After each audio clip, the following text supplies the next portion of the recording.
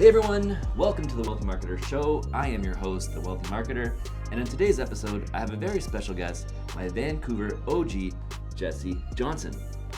Jessi is a licensed real estate agent, licensed mortgage broker, and best-selling author of Rockstar Real Estate Investing. You can find it online on Amazon and possibly even at your favorite bookstore. Nope, it's all on Amazon. Okay, cool. Amazon it is. Jessi, thank you so much for joining us today. Thanks for having me. Yeah, great to have you, man. We've been kind of like going back and forth on this for almost a year now. I know. Trying to make an episode happen, so here we are. Thank you very much for taking the time. We were slowed down a little by COVID there. Yeah, in our defense, defense, that was a in our factor defense, for sure. There was a couple extra yeah. waves in the mix that kind of Yeah. like delayed things, right? Yeah. But yeah, Jessi's an awesome guy. He has a wealth of experience and knowledge in and around real estate, mortgages, real estate investing, the Vancouver real estate market specifically. And you guys all know how much I love and hate real estate, Canadian real estate specifically. So I figured, why not bring someone like Jessi onto the show so you can share your wealth of knowledge, your perspective, perhaps teach me a couple of things, and just give everybody an idea of, what is the state of Vancouver real estate, Canadian real estate, what opportunities exist, what challenges are there, right? So here we are, looking forward to tapping your brain and getting some good insights. So why don't you share with the audience a little bit more information about yourself? Who is Jessi Johnson? Where are you coming from? What kind of life experience do you have? And where do you see yourself moving forward in the future? Okay. Background, I used to tour the world a little bit on the DJ side for fun. Used to throw concerts, raves, all that fun stuff in high school. Nice. Then I did a pressure washing business, and I learned a lot about, marketing, client management, stuff like that. But I knew the music scene. I love music very much, but long time. I'm not going to be throwing concerts all my life. It was a lot of fun, but it was not going to build your net worth to levels that I wanted. Got it. Plus late nights catch up, right? Oh yeah, definitely. I can't do that anymore. I'm in bed by like 8:30 now. It's pathetic. Really? Yeah. Oh wow. Yeah. But my night's just getting started at that time. Yeah, no, I used to be like that. So I started in real estate in my mid-20s, would have been 2006, I think.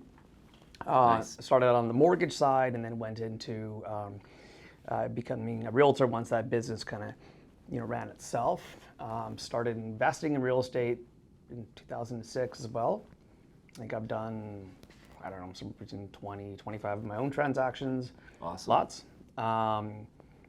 There was a blip for a period of 5 years where I unfortunately went through a rather difficult divorce. So without that, you can't when you're in that situation, for those going through that or thinking about it, you can't get a mortgage.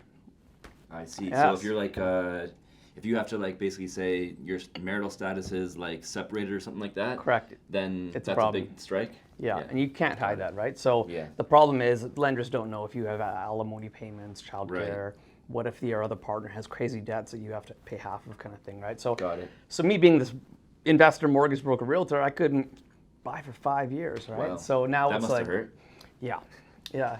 During the biggest real estate boom in history, of course.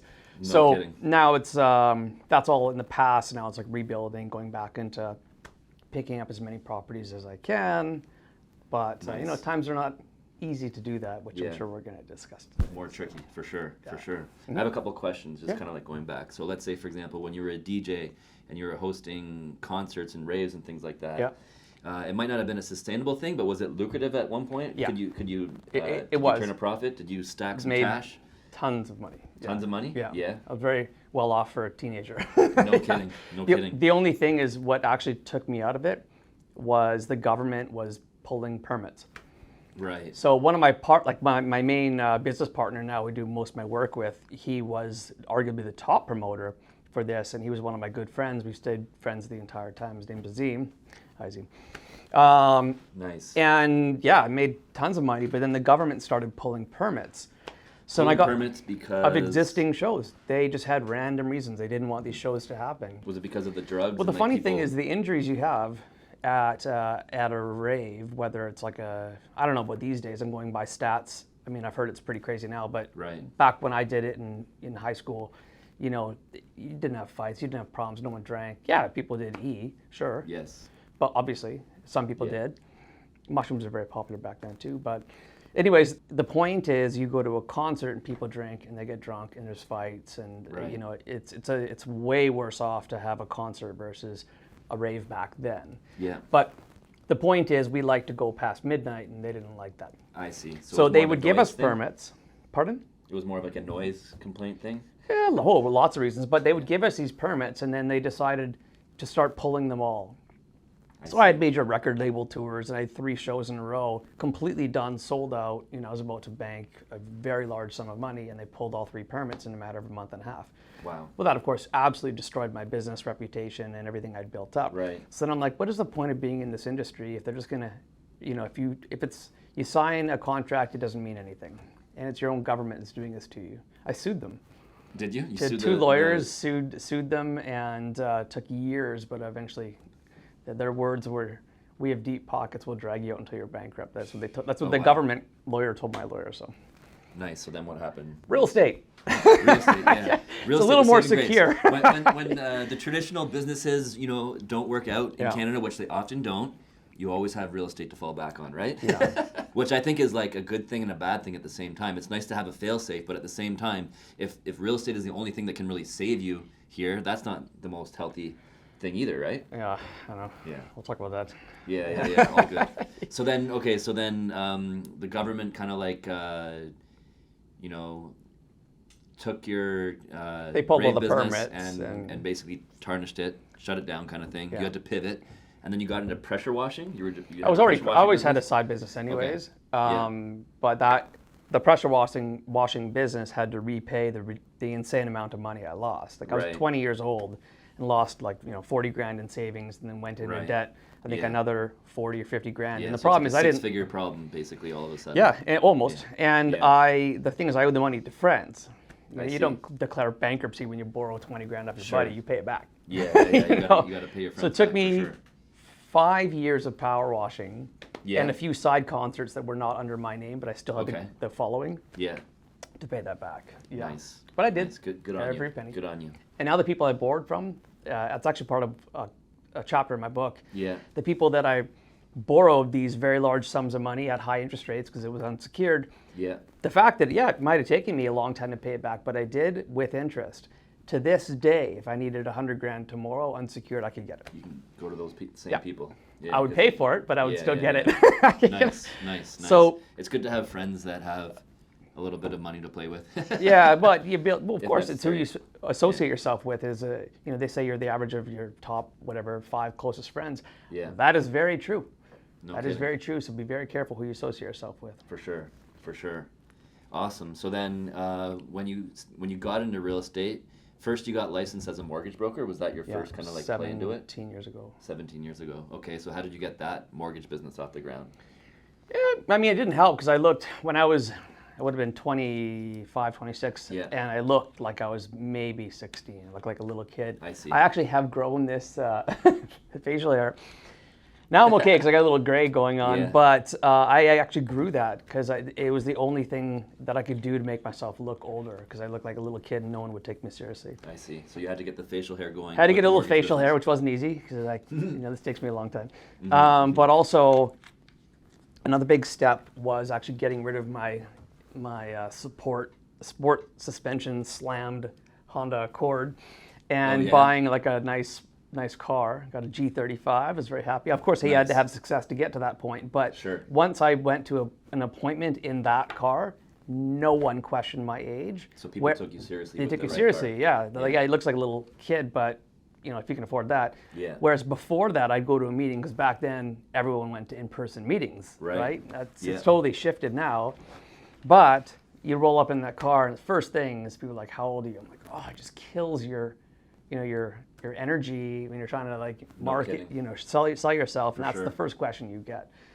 So yeah, real You had estate. to overcome that. Had to overcome that, but I had a big database of people, which helped. The problem is all my friends were pretty young, so they weren't exactly buying homes. Not many people buy at that age. Those that Right. do, good for you. Nice. So what was the age that people were buying homes back then? Back then, I'd say early 30s. Early 30s, yeah. Because it takes a long time to save up, and a lot of For people sure. still hadn't figured their lives out. Yeah. Homes were still relatively cheap back then as well, so it wasn't such a concern. Yeah. So if you were lucky and had, the bank of mom and dad as an option, then you could see people getting into the market early. Right. Yeah. But those that didn't, I'm one of them, you have to save up down payment. For sure. For sure. I hear you. And it's tough. Yeah. It's I don't tough. know how the hell people it's do tougher now. now than it even was before. That was even insane. Even then it was tough. Yeah. And I'll share with you like a story. The first ever home that I purchased, okay? My wife and I, we had just got married. We paid for the wedding ourselves, right? We both had jobs, 9 to 5, right? How are we going to now accumulate the money we need to, take the next step with our marriage, right? Buying a home. And at this point, I'm in like my mid-20s. I'm like 26, 27-ish, right? And we had no down payment money, right? We paid for the wedding, money in with the gifts, money out, wedding covered, right? What are we going to do now? So what ended up happening is my mom had a family friend who was at the wedding, right? And they had a rundown condo on the first floor of a building, an old building in Richmond Hill.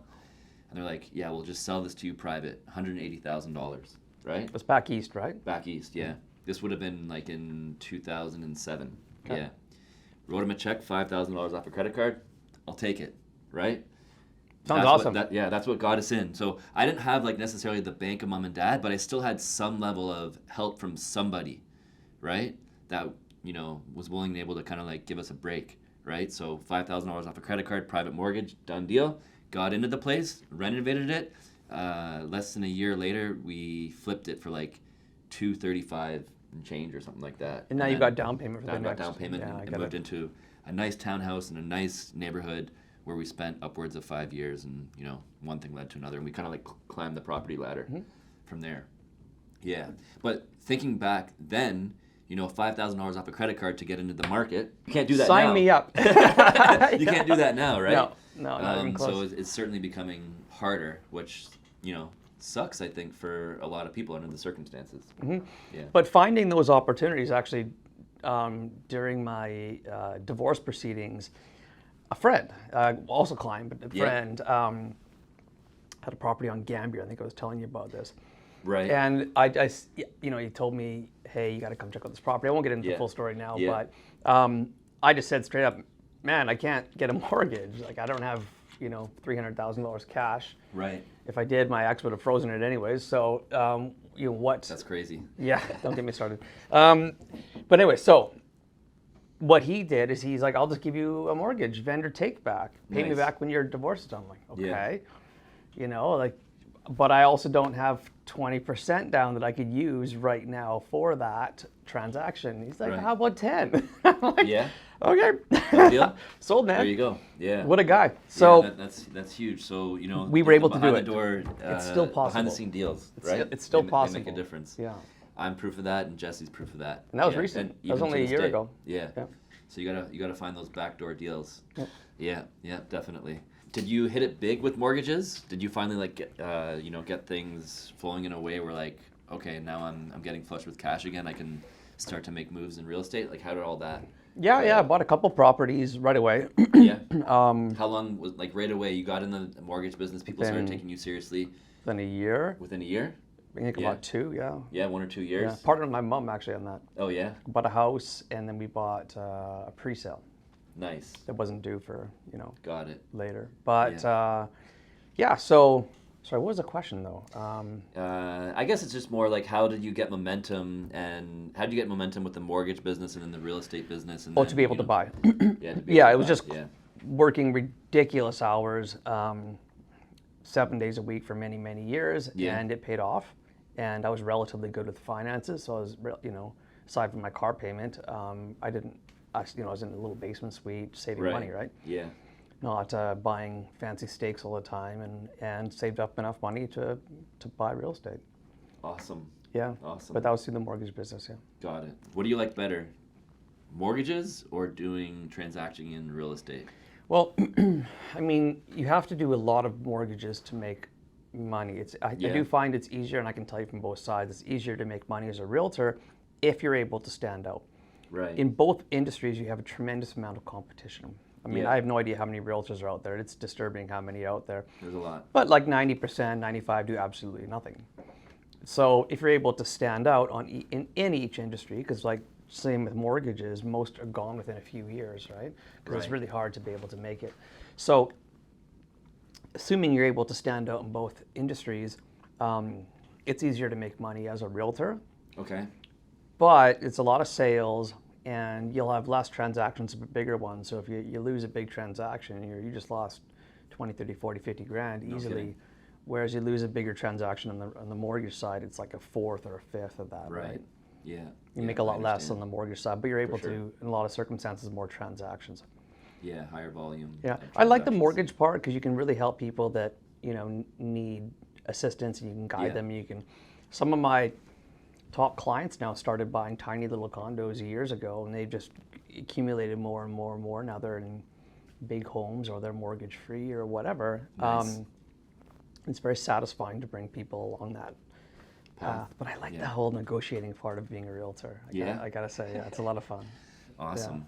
Awesome. And I guess when you do go through that process of negotiating a deal, whether you're on the sell side or the buy side, and then you do get that big check, right? That big check gives you kind of like some power and leverage to do things potentially, right? If you can leverage that big check in its entirety, right? You can put a down payment on a You can property or for sure. a pre-construction. Yeah, pre-construction is good right now, and I'll get into that in a second, but because that's a good topic I wanted to make a quick point Yeah. on. But the thing is, in real estate, you don't know the future, especially with these freaking lockdowns. Whoever saw that one coming? No kidding. Now we're going into another vicious recession. Yeah. So, you get a big check right now. Am I going to be buying a house? I don't know. I think I'd probably accumulate a few big checks first until I've got a nest egg enough to, which I do have now. Yeah. Enough to make, cover all your bills and expenses for 6 months before even considering getting another property, because you don't know Right. when the next check is going to come. Right. And the next 2 years, 3 years are going to be very unpredictable again. So kidding. you've got to hold money close until you hit a certain amount, then you start So throwing you're going to be those checks in. conservative right now. For now, yeah. Yeah. Yeah. Stacking a series of perhaps real estate checks and Yeah. being careful with it. Be very careful. It's, Not overly bullish right now. I mean, in COVID, there was a few times where I went over 3 months without one penny because Oh, of really? lockdowns. They just I see. destroyed business. Got it. And normally I would have made quite a fair amount during those times, and it didn't. Sure. So instead, I went into a huge hole twice that I had to then pay myself out of. So Right. Got it. ended up So still some of your doing- real estate checks ended up just digging you out of that hole because Yeah. there was a lull. I had 2 holes, yeah. Yeah. But then I got out of it. It didn't take super long, Nice. but yeah. So you're a best-selling author, right? You have the book Rockstar Real Estate Investing, right? It's available on Amazon. What was that process like? Did you have to really grind it out in order to get everything out onto the page? Did it take a long time? And what was the overall experience like in writing a book and getting it published and becoming a best-selling author? Well, I did it. I had a co-author, one of my best Yeah. friends. He was actually a partner of mine on the mortgage side, Kyle Right. Green. Okay. Amazing guy. So it made it easier that I didn't have the full amount of work. That made it a lot easier. guys collaborated? Partnering, yeah. I had been collecting notes on writing this book for many, many, many years. So when we finally decided to make the decision to write the book after a number of beers when we were playing NHL hockey, after a trade show or something, I can't Yeah. remember. We decided, okay, shook hands, it's a done deal, we're doing this. But I had already had a whole bunch of the notes anyways. I've been Right. saving up because I was planning on doing something like this, utilizing the unique ideas that had been created over the years. So it took 2.5 years. Then we hired a team to help us get published and Got it. all the graphic design and all that jazz, and ended up being a bestseller. So Amazing. yeah. Amazing. So going through the process of writing a book, having that team there by your side That was very makes a helpful. big difference. What kind of things did they do to help with the book writing process? They had a professional editing team, the design. They told us exactly the strategy on how to. If you go to my YouTube channel, you can actually see the opening videos our book launch, and we had Oh yeah. hundreds of people came to that, Right. and that was very powerful for book sales. Yeah. And they said, you have to do it on this certain day. That correlates with a bunch of newsletters, and you got to be pounding the phone, calling your clients, True. getting the Amazon sales up, and then there's a certain time frame. It's not that hard, by the way. Yeah. To be totally honest, Right. you just have to really focus hard in a short period of time, and even if you're number one for a week, it still counts. It still counts. Yeah. For So sure. am I number one today? No. I mean, it's very rare someone retains that status unless you're like Tim for so Ferriss long. or something. Yeah. Yeah. So, yeah, Awesome. it was a wild ride. I think It I was a fun. part of that. I was one of the people that bought your book. Thank and you. I was encouraged by you from multiple touch points. Yeah, good. It's on working. getting it from a Facebook post to an email blast to a direct message, right? You got me. You got me to buy it. Yes. Yeah, for sure. Awesome. Well, that's good perspective because I'm looking to write a book too, a self-titled book, the Wealthy Marketer kind of thing. So. Well, I've got the somewhere down contacts for you. Yeah. Okay. Yeah, We'll have happy to to talk help. more about that Yeah. offline. Okay. So when I say like, you're my Vancouver OG, right? I think it's important for people to understand kind of like how we connected originally and how we ended up here today. So I think I was in Toronto at the time. Yep. I had trouble with an existing business partner, and I was kind of like in between gigs. It was before I kind of like started Grow a Search, my full service digital marketing agency that you see on the wall today. I was kind of like doing some consulting work for another agency, and Dan Mez from Fitness on the Go needed some SEO stuff for his own business, and then I think eventually he referred me to you, Jessi Johnson. He's a close friend. Yeah, so we did some SEO for you on the mortgage side of the business, and I think we had some good success. We built some links to your site. Yep. We really helped with the optimization of your Google My Business. Obviously, you're still sitting there strong with Google, right? Yep. So we were able to get you some good first page SEO success for your mortgage business. And then we kind of kept in touch on Facebook as the years went on. And then as I was kind of like going through the process of selling my home in my Canadian dream home in Richmond Hill, Ontario, in and around 2017, 2018, I was reaching out to you, right, to learn more about, what can I expect in Vancouver, right? Before I had even set foot in Vancouver, I was asking you questions. So Smart. Yeah, you provided me like with a lot of insight. Really helped me kind of like explore the things that I needed to explore, and move steps closer to pursuing my my move out west.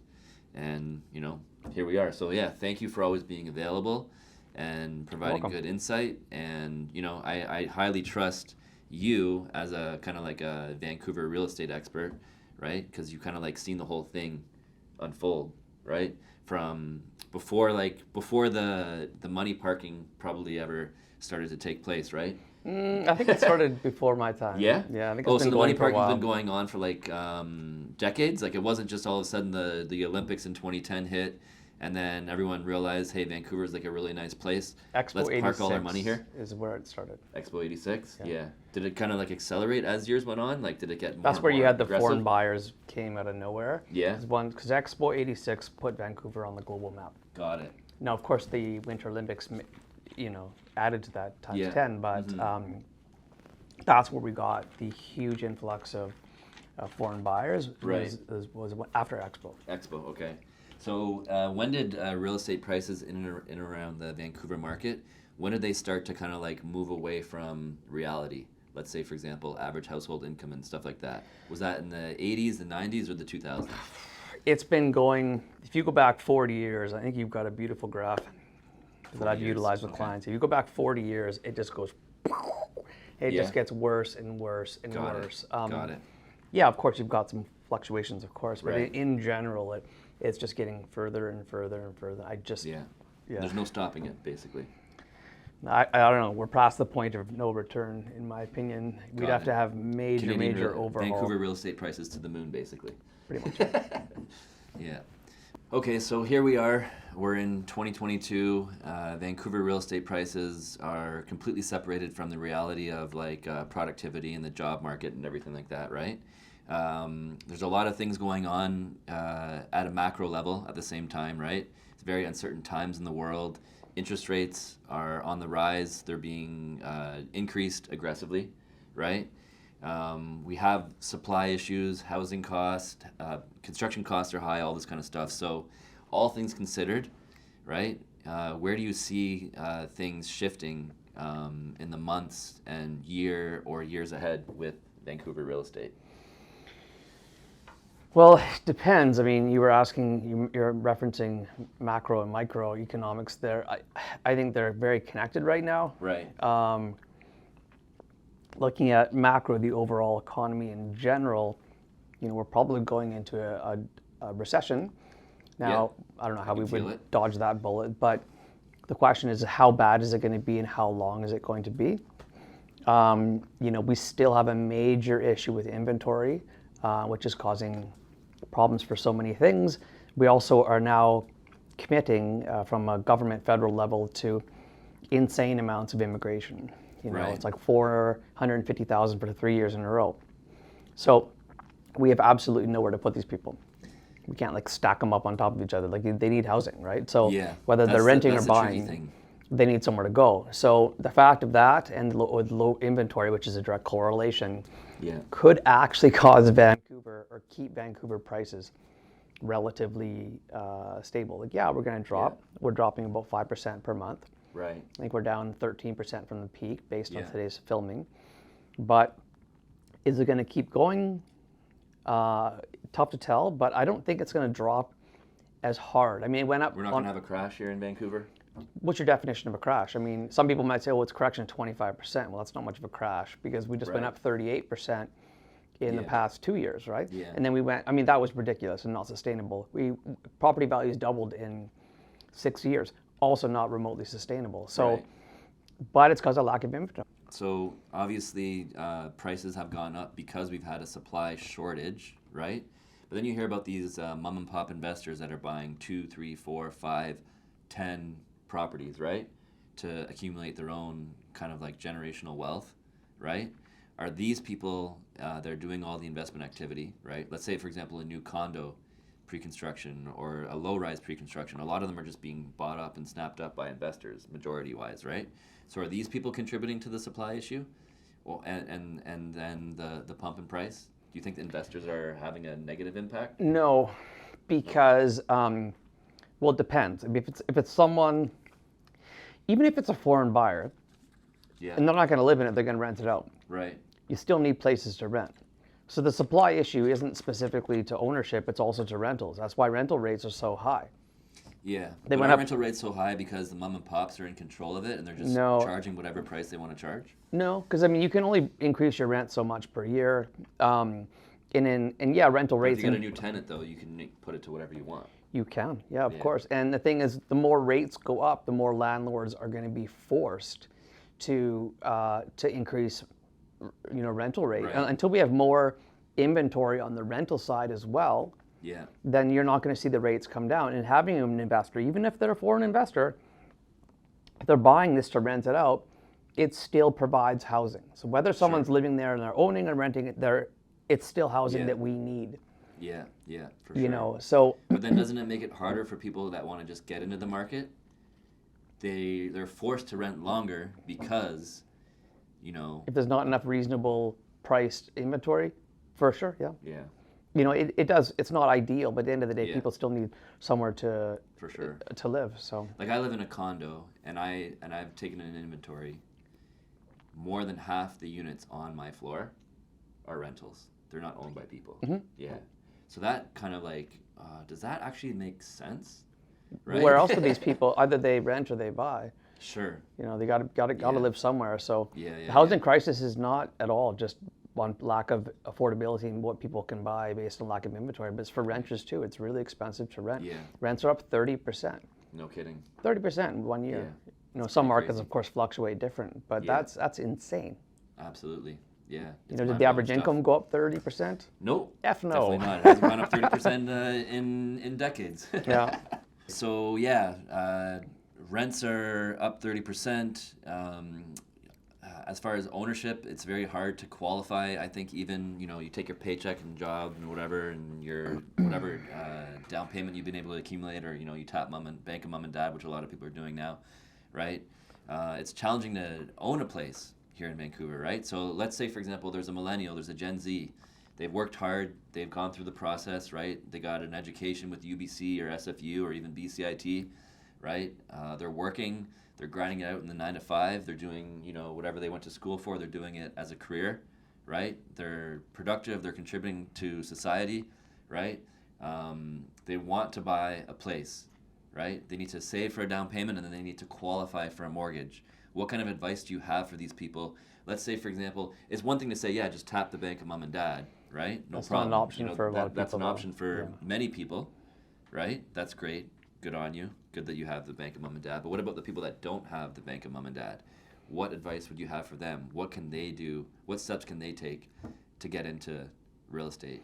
Here in Vancouver, or even Toronto, on the other end, Toronto, the two most expensive. First and foremost, markets. starting the saving process is key. And you want to have you got to crunch your budget down as little as possible, minimize the tenderloin steaks.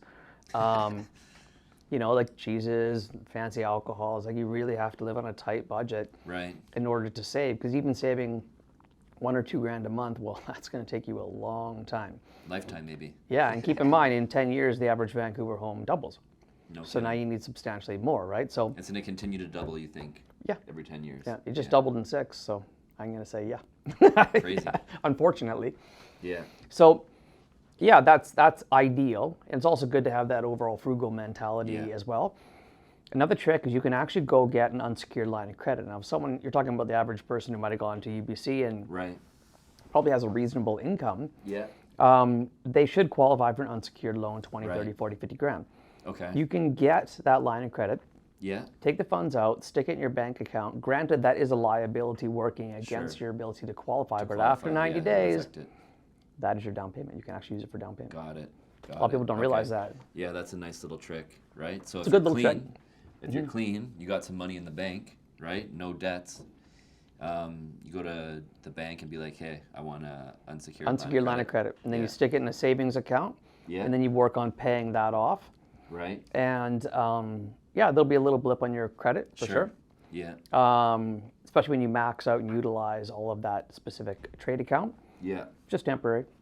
Right. And then that's a really good jump start. And of course, it's on your credit bureau. It's not like you're hiding this Sure. Yeah. money. Yeah. Some people will get money from family and friends, even if you can just borrow it interest free. Sure. Yeah.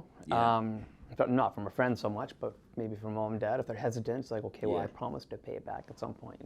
Got it. So you got to come up with creative ideas.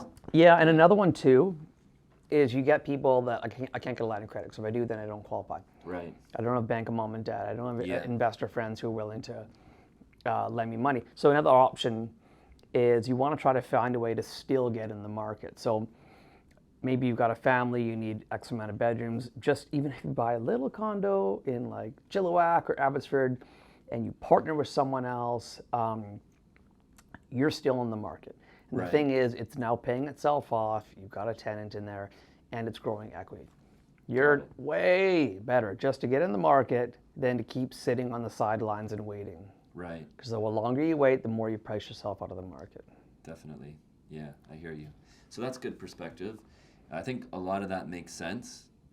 Really good ideas that I think people can reference and, start to get steps closer to making their homeownership dreams Start a to reality. plan. Definitely. I'm just curious though, let's say for example, if it comes to the fact that you have to, buy a property out in Chilliwack, you're not going to live there, right?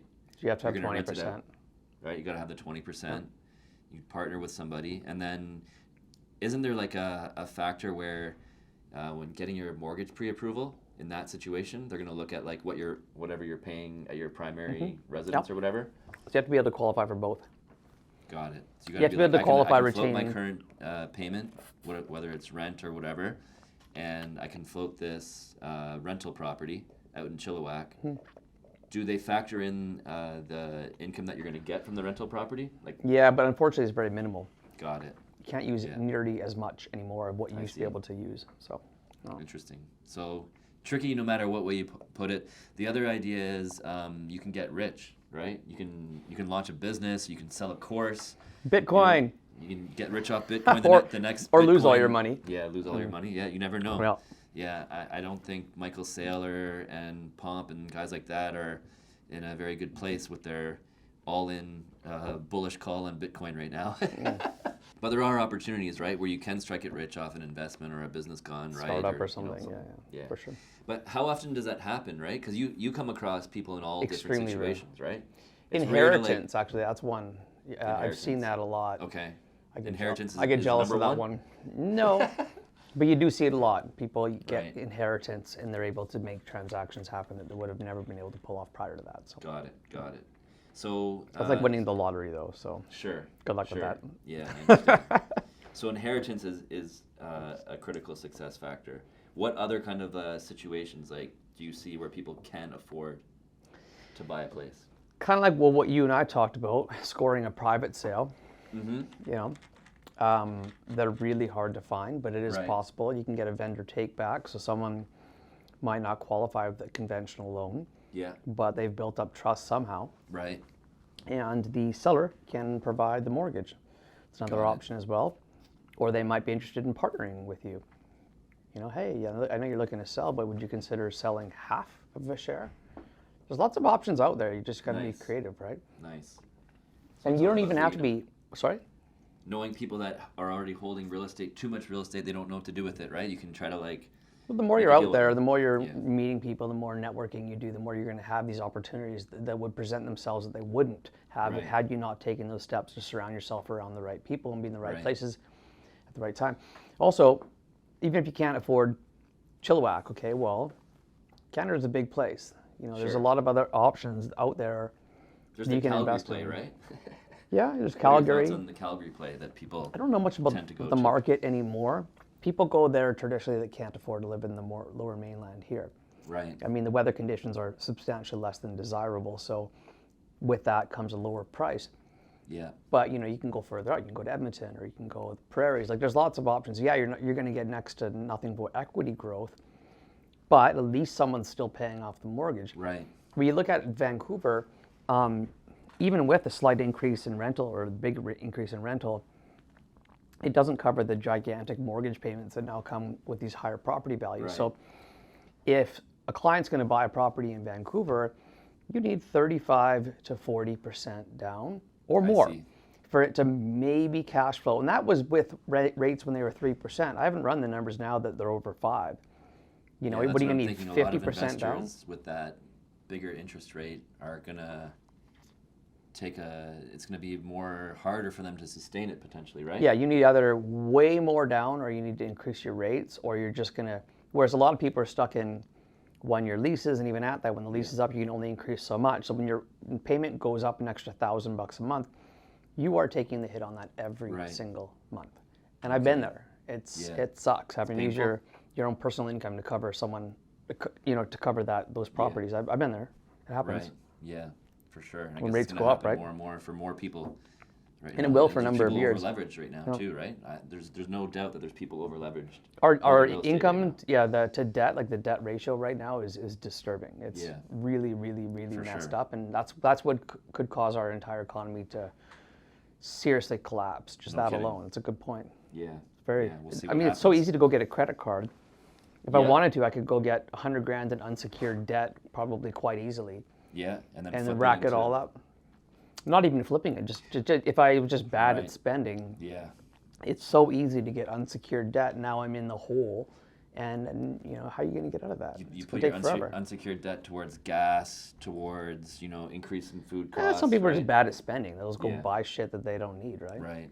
Yeah. But the point Crazy. is, it's very easy to get unsecured debt, and it's very easy to amass debt. They need to have it substantially more difficult. It's so hard to get a mortgage, which increases your net worth. You know, if you think about it, Yeah. through leverage. But to get a freaking credit card, which is a really bad idea. That's very easy. It should kind of be the other way around, in my opinion. But No kidding. Yeah. Banks make it very easy for you to take that unsecured debt and find yourself in a hole, and they're like, okay, you're in a hole now. See you later. Yeah. Right. And you're stuck with that. We'll let you figure that out. Right. Mm-hmm. That's what I found. So let's look at some of these charts, and then what we'll do is I want to walk you through my kind of like 10-point solution to solving Canada's housing crisis. Cool. Love. So when you see that chart, what crosses your mind? Well, you got disposable income that with the States, there's a relatively consistent correlation. You know, they're kind of parallel, right? If you were to draw a line from the start to the end, they're going to be parallel. Whereas Right. you look at the Canadian graph, this is a slightly different graph that I've seen, but the numbers are still the same. You've got your major recessions in here too, which is kind of cool. But Yeah. in Canada, yeah, our disposable income has gone relatively the same with the States, but the average cost to buy has gone through the roof. It's just not sustainable. Yeah. But not sustainable, but at the same time, there's a high chance that it could just continue to go It will. up more and more. Why is that, though? Because in America, it's a capitalist society, and there's good paying jobs that are produced, right? And great companies that are being made, right? In all different sectors. Well, right? we have an issue with inventory. It's a huge issue, and that's causing prices to go through the roof. Plus, Canada is one of the more desirable and welcoming countries in the world. So with that, we have a lot of foreign investment. Right. And but isn't that all unproductive stuff that then just has created big problems? correct, yeah. Yeah. For So sure. we allowed unproductive money to flow into the country, unproductive people to flow into the country, right? And as a result of welcoming so much unproductive activity, we found ourselves in this situation. Yeah, but potentially. totally. But there's other issues too. You can't blame everything on foreign buyers. You have, Sure. we need immigration for one. Yes, I understand that. I'm not, by no means anti-immigration. No, I didn't mean right? that. Yeah, I'm just saying in general. Yeah. Yeah. I mean, then you look at building. Like it is, I've gone through the permit process to build a house, Yeah. and I've dealt with it on flips. It's a freaking nightmare. It No takes kidding. so long to wait 9 months to build a house. Are you kidding me? Yeah. The red tape is disturbing, and that's a huge, huge problem. Right. You think that our government bodies understand the problems that exist and are actually going to do something about it? And The new mayor said he was going to, but nothing has happened Yeah. that I've really seen. But you cut understand. that out, make it easier to build. Start utilizing densities better. Yeah. Then that will, help, right? It's going to help a lot. For It's going sure. to increase inventory, and it's going to help sure. prices to be more sustainable. So we got to make it easier to build. Yeah. Right. Definitely. Make it easier to pull And permits. encouraging, encouraging. Should we be zoning things? So like, there's a lot of boomer boxes out there, right? I call them boomer boxes. I was going to ask you what's a boomer box. An old house that was built post World War II. The hairdresser was able to buy it with a conservative mortgage, no problem, Yeah. right? Vancouver special. Yeah, Vancouver. Yeah. Let's call it that. Okay. Yeah. Right, sitting on a nice plot of land, and right now they're sitting on a nice plot of land. They're multi-million-dollar property. Very little productivity is coming out of it. It's actually use of that space is being underutilized. Right? Why not just start tearing those down and building, modern day sustainable homes?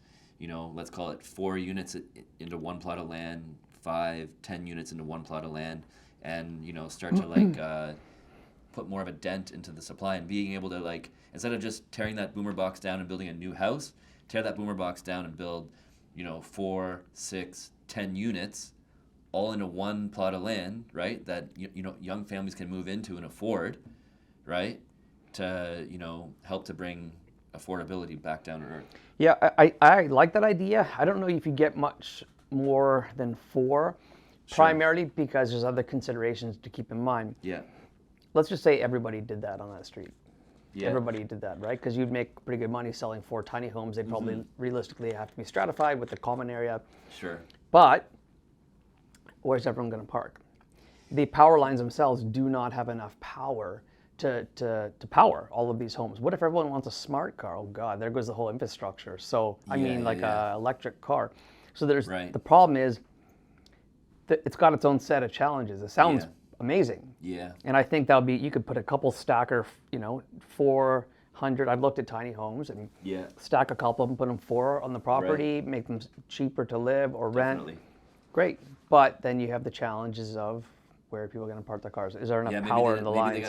Maybe you got to position them close to the SkyTrain. Yeah, it's close to existing and people, public make transportation. a sacrifice of not having a car in traditional form. They can go over to Brentwood Mall, right, and get the car when they need it. Kind of Yeah, thing. you can do that. Right. And there's also condominium projects and townhouse projects that have those. What are they called? Car share. Car share programs. Yeah. Or, So So you can actually they have them on site. So, because a lot of these units don't come with parking. Yeah. What a great idea. And then you need to go get groceries, you know, on a rainy day, you can just book a car. Like there are options out there. Right. Just no one's listening. No one's listening? You are, I am. Yeah. But the people that really make the shots, the politicians, aren't doing shit. For sure. So we got to wait for them to retire and die off, and then we can take over the world again. Well, the new mayor, he had all these ideas, and he sounded really great. Do you see anything changing? Yeah. Yeah, it's tricky. I don't. Yeah, we're Looks stuck like a in our nice guy, ways, but right? still waiting. Yeah, definitely. So for me, right, I'm looking out for my kids and the generations that follow and the productivity of our country, right? Because like I'm a big believer in like, you know, you go through the process, right? You get educated, right? You work. You should be able to afford to own your own home, and you shouldn't have to sell your soul or be dependent on, you know, parents with deep pockets. You know, take the money out from the equity that's been built out to pump the market up further, right? You know, I want to see, you know, this housing market like balance off, and like there's a crisis, right? I think that Canada is faced with a housing crisis, and the crisis is evident here in Vancouver, it's evident in Toronto, and it's evident in a lot of different places, right? So I want to try to solve this crisis, right? Affordability wise, and being able to give people the chance, the new people a chance at the Canadian dream, right? So I'm going to share with you like my kind of like 10-point solution, and I want you to kind of like give me feedback on each point. Okay. And let's see what we can do to you know, Save the solutions world. to the world. Bring solutions to our wonderful country that we love. First thing, I think nationwide rent freeze. Go to all landlords, right? Whether they're mom and pops or they're corporations.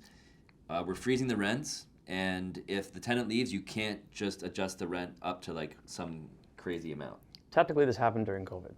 It happened during COVID? They did a rental freeze. Yeah. Now, But if people left, they could still increase the rent, though. Yeah, I don't see that being sustainable, because I think it would discourage people from becoming an investor. And That would be a good thing. Yes and no. At the end of the day, if someone's not buying up these properties, for people that need to be able to rent a property, they don't have the option to buy. We still need somewhere for them to go. Sure. And if it's going to hinder, like when you're hindering capitalism with a socialist idea, which I'm not against, that never works. You know, it just there's no good history of that in the past. So I don't. I love the idea, the concept, you know, but and hopefully waiting for disposable income to catch up. I just don't see it happening. I think the better solution is we got to find a way of having substantially more inventory and let the market correct itself. Anytime you get intervention from the government, it rarely works. It usually backfires. Got it. Okay. That's my opinion. That's fair. Yeah. I think less investors would be a good thing. Yeah, that's my fair enough. Opinion. Yeah. The next point, and it's finally happening. You know, I talked about this in my podcast at the beginning of the year. Aggressively raise interest rates on a quarterly basis until prices realign with average household income. So obviously the interest rates are now increasing, right? And that's having to some degree a desired effect, right? It's almost monthly right now. It is monthly right now. Prices continue to come down month over month. The problem is you can't really actually you could force rates to go up, but the fixed rates are dictated by the bond yield, and then the overnight lending rate, of course, is dictated. Prime variable line of credit is dictated by the overnight lending rate, which is at control of the government. So they can control that one a little bit easier. But so what happens if you do that? So for one, the disposable income is not going to increase at the rate. I have no idea how many years it would take to get to the point that what you're buying today is reasonable. Right. You know. Okay, so let's just say you increase rates to 6-7%. Yeah. Well, if you took a mortgage and you got a family of 4 to feed, especially with all the inflation going on, making it substantially harder. Yeah. Now you go to renew your mortgage, and your mortgage is 2 to 3 times the price. You can't afford that. You're going to lose your house. Right. So you got to be very careful increasing too fast, because people that have these lower mortgages could be homeless very soon. Maybe not for a couple years. Which may become a reality. May in fact be a I reality. agree. It could be a reality very soon. Yeah. Yeah. Got You can have a lot of people downsizing based on the sheer fact that their mortgage payments are just insane. No kidding. Yeah. But also you have the other concern of inflation. The cost of, buying anything is twice the price now too. So You add that with the increased mortgage payments, with the higher rates. I just don't see that working as a long-term strategy. So another potential solution that could backfire on us. Could.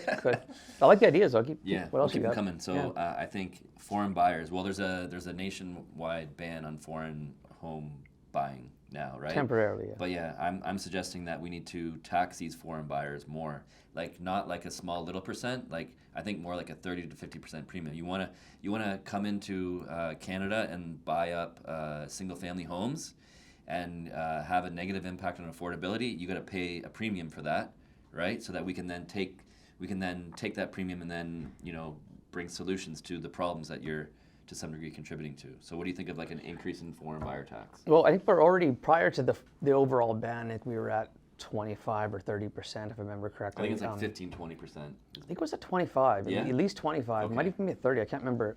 Yeah. I don't actually deal with many foreign buyers at all, so no? I don't see that side of the Right. thing. That was already there. The thing Yeah. is, it's way too late. That should have been implemented 20 Years ago? 20 Decades years ago. Got it. A long time. The damage has been done. Yeah. Is there a way to maybe undo the damage? Like, okay, you're sitting I with don't see a it. foreignly held property. You got to pay a premium on property tax and things like that. Well, they're already doing the empty homes tax. Right. Do you think that it's at the fair enough rate, or do you think it could be higher? I think it could be higher as a further discouragement, because the thing is, whatever nominal percent it is, a lot of these people, they don't give a shit. Easy. Yeah, I did the math on it the other day. Yeah, do the math. like- You're better just to pay. It's still going to go up so much money. Yeah. It's nothing. They just don't want to deal with tenants. Right. So you'll have these, condominium complexes in Cole Harbour where 25, 30% are just sitting empty. That's so crazy. That's a horrifically bad problem. And then they're taking steps to combat it. Too little, too late. Yeah. I do agree with you 100%. Yeah. I mean, we're already at, you can get ownership right now for a while. And I don't necessarily disagree with that. We need to try to settle things as best we can. Yeah. I understand. So potentially there are more things that we can do to There's always more. Go after the foreign buyers that are Yeah. leaving things in an unproductive way. If you're going to buy and rent it out, okay. Yeah. That's better than not. Right. But when you buy it and leave it empty, that's ridiculous. That's wrong. And it shouldn't be allowed. to should some not degree. be allowed at all. Yeah, you should be, maybe if you have it sitting there empty, you got to like get them to the point where they're forced to sell. Or rent out. it. Just rent it, yeah. Right, And the right. thing is, like, the nominal amount you pay for this empty homes tax, Yeah. it's not enough of a deterrent. Right. I don't think you should be allowed to have it, considering it's unfair in the aspect someone bought it, they should be able to do what they want with the property if you think about it like that. I get Sure. that. But we have such a problem right now. You can't You can't do contribute both, to it. right? Yeah. For Correct. sure. So I think that they should, that's a good point. Banning empty homes altogether, Yeah, definitely. it's a great idea. Let's do it. I think a lot of people are accumulating too many properties, right?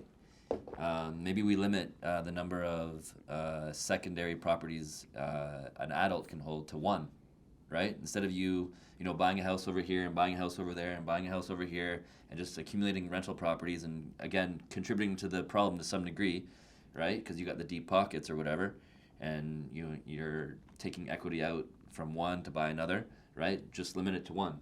And then that would free up more properties for like the everyday people to buy again. Well, again, restricting like capitalism is, it never really ends well. That's the only concern. Yeah, So but maybe we're restricting capitalism here in Canada by putting so much into the housing market and not enough into other industries, right? yeah, people put a lot into housing. Yeah. It's actually fake capitalism because the only industry we actually care about is real estate, which has created all these problems, So if we want to talk about capitalism, let's do it right then. Let's kind of like diversify this country into being able to allow people in all different industries to scale a business, and let's stop from putting it all into real estate and creating problems. So let's just say you actually did roll that out.